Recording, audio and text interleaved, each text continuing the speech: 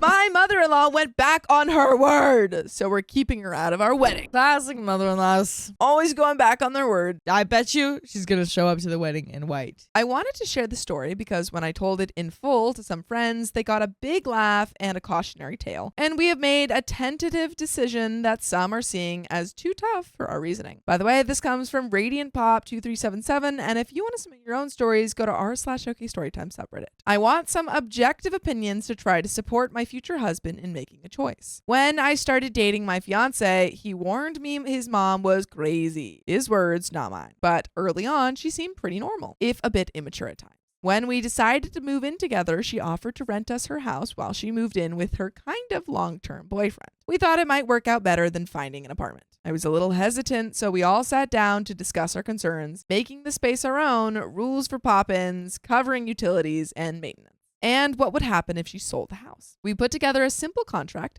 signed it, and moved in. At first, things were fine, but after a few months, she started dropping by unannounced and randomly storing things in the house and garage. We could deal with it since it was her house. Then utility bills started arriving with final notice warnings, even though we'd agreed she'd handle them. We ended up paying hundreds to get them up to date to keep the peace. We slowly started talking about getting out of her house and finding a different rental not owned by family. Then, out of nowhere, she told us she'd be listing the house in 2 weeks. We were shocked, because part of our agreement was that the place was effectively ours for at least a year. My fiance told her she wasn't keeping her word, but she shrugged, saying, "That paper we signed doesn't mean anything. I got rid of it anyways." The paper we signed doesn't mean anything? What? Usually when you sign a piece of paper, it means a whole deal. It means a big lot. As they argued, I started searching for rentals. We both agreed it was time to move out and hopefully salvage some relationship with her. She kept coming over and told us to make everything back to how it was when she lived there.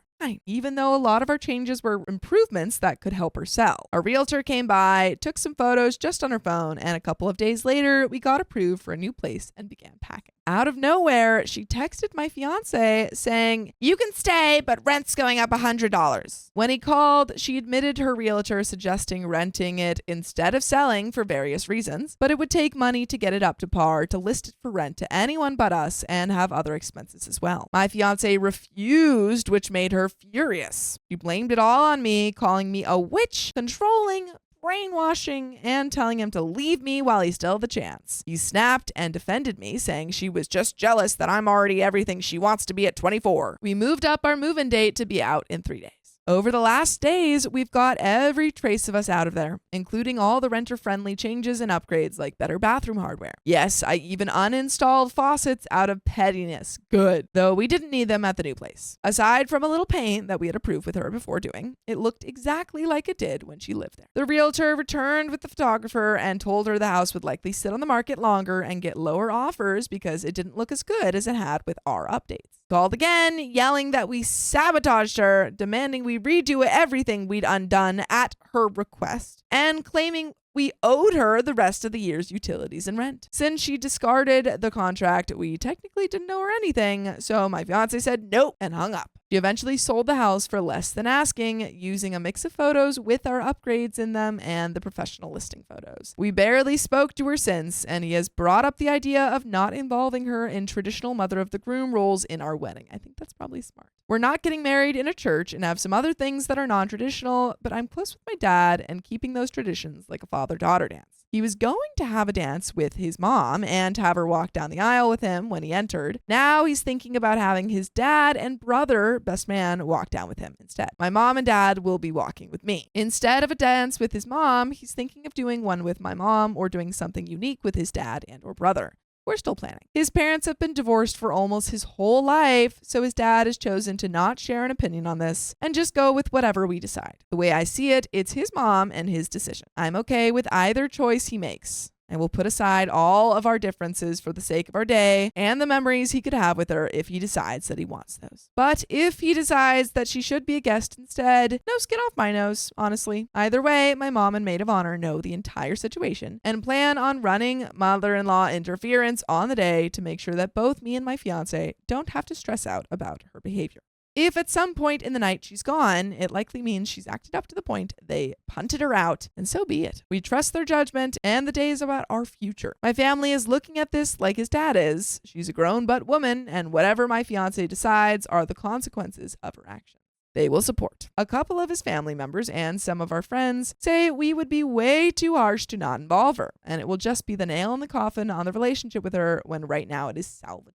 I mean, but is it salvageable? I feel like some elements of it are salvageable, but it seems like she's, I don't know, she's just making a whole issue about everything. Yeah, it's like the kind of thing where it's like even if you did put in work to try to fix it, there's just gonna be more problems that pop up. Yeah, I feel like inviting her to the wedding would be nice, but she doesn't have to be involved in. Yeah. Especially if you're just not comfortable with that. My fiance is struggling because at the end of the day, she is his mom. But not only did she go after me fiercely, it's not the first time they've had it out. I didn't provide all of the background, but just a small glimpse. He was paying a lot of her bills when he was roughly 16 to 20. Wow. Not because she couldn't work or anything, but because she was going out and partying regularly and would get let go for not showing up or just calling in sick all the time and losing a big chunk of pay thanks to partying. She's gotten better now, but they still have some issues. So would we be the a-holes if we didn't include her in a traditional way? And there is an update, but what do you think? I think no. No. She's making a big deal out of this stuff and just like causing too many problems. Is she still gonna be involved? She's still gonna be at the wedding. Yeah, that's just not gonna be much doing better.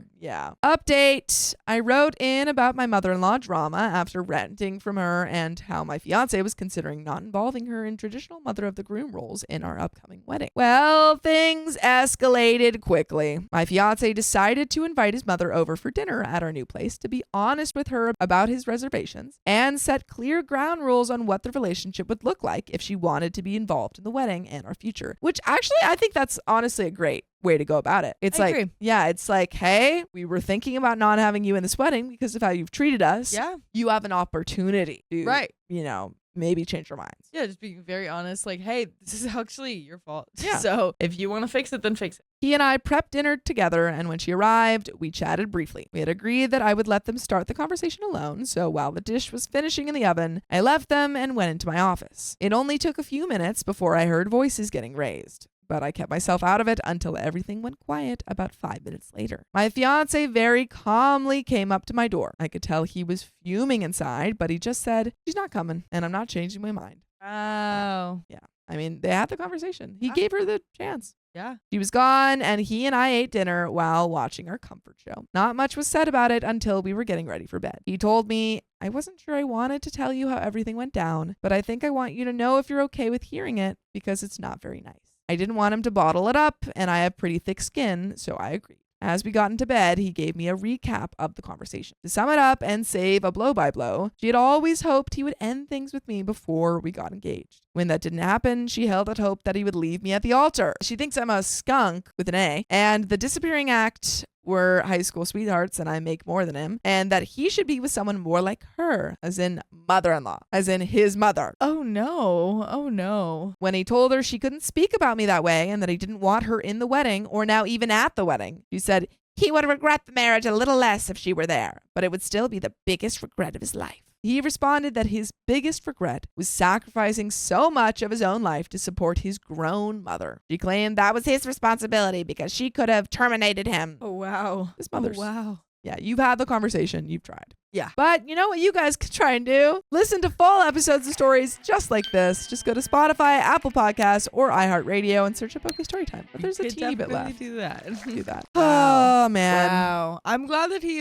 made the decision. Yeah. Put his foot down. Agreed. She pushed him too far. Did. And it's just like, no, you don't need to be there. You don't need to be there at all, actually. Yeah. I mean, when you've had, I think it's always important to have those conversations and have, talk it out before you go no contact if you can. And you did. Yeah. You had the conversation. You laid down the ground rules and Exactly. you didn't want to follow them.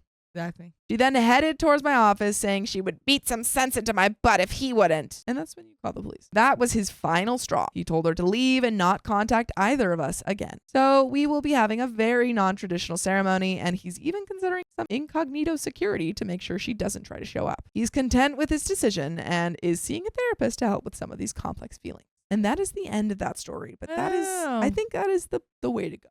I agree. Good for him. Good Going for to him. therapy, taking care of himself. Therapy. Nice. But that is the end of that story and the end of this episode. Woohoo. So if you love us, make sure to subscribe. We love you. And see you tomorrow.